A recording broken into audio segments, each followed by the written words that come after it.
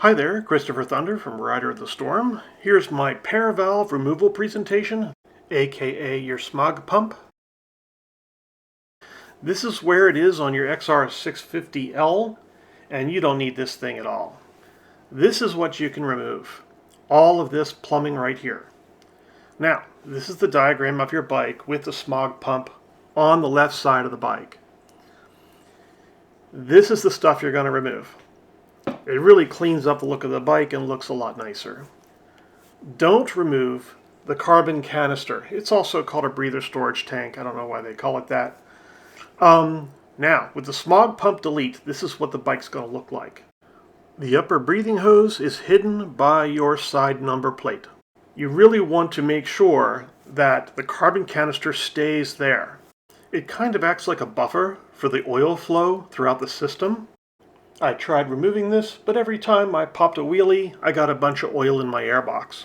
This is what the thing looks like with all the hoses attached, and you can see they go in all the wrong directions.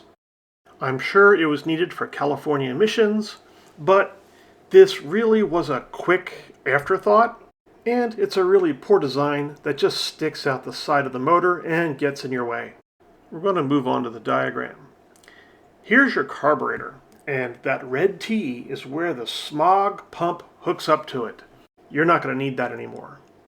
What you're left with is two sections of hose that you can either join together or replace with one long section of hose. Instead of coupling the sections together, I just ran a hose from the front of the carburetor to the side of the carburetor, and it closes everything up like you see here. This is the Airbox diagram, and it really needs to be 3 different diagrams.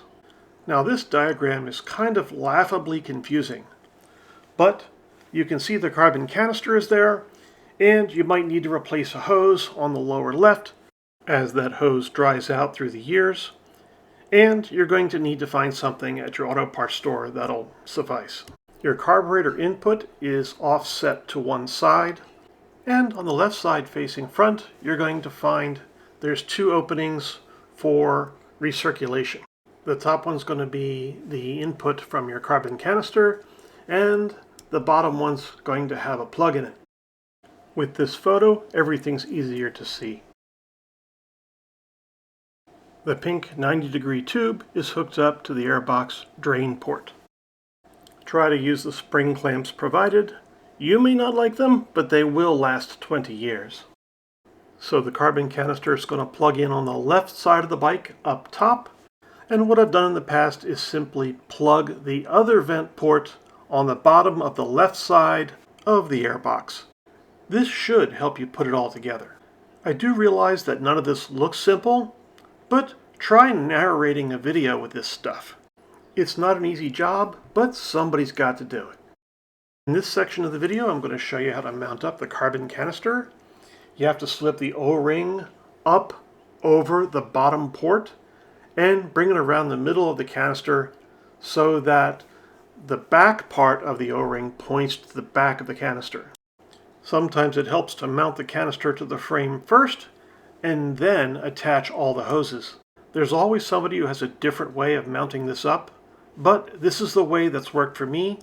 And I don't have a lot of time to mess around with this. Now you'll want to plug the bottom hose into the vent port of the motor and run the top hose back to the Airbox. Connect it to the top port on the left side of the front of the Airbox. There are some assembly gotchas in this process, so try to come up with an order that works for you and write it down. I'm sure a lot of you have this part already, but just in case you missed it, there's a hook on the frame, and that's where everything gets attached. I've gotten so frustrated with this thing at times that I've decided to zip tie it last. I think at one point I just bungeed it to the frame because I had already assembled the hoses. Once you remove the piping from the front of the motor, you're going to find that there's a whole bunch of block-off plates that are available online to cover up the holes. And here's a few of them.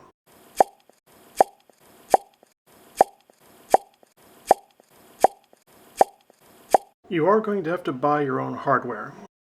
You're going to find a lot of people out there using all kinds of advice to make these mods, and usually you wind up with a puddle on the garage floor, or you got sludge in your airbox, and you might even have a doohickey in your airbox that doesn't belong.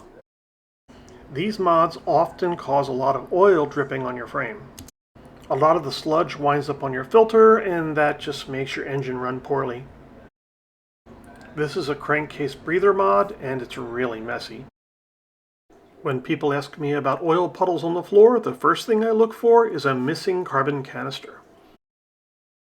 Your smog removal can be really good or really bad, depending on whether or not you want to make some gaskets or add some hardware. When people are making this mod, the first thing they do is they go online and they find a crankcase air filter, and this is what they find. One of the easiest things people do is they take that filter and plug it into the brass port you see on the left here. It's a nice idea, but once you start riding the bike, oil goes everywhere. I've seen this being done, and it's a terrible idea. The next thing people do is they extend the hose, they put it inside the airbox, and it still drips everywhere.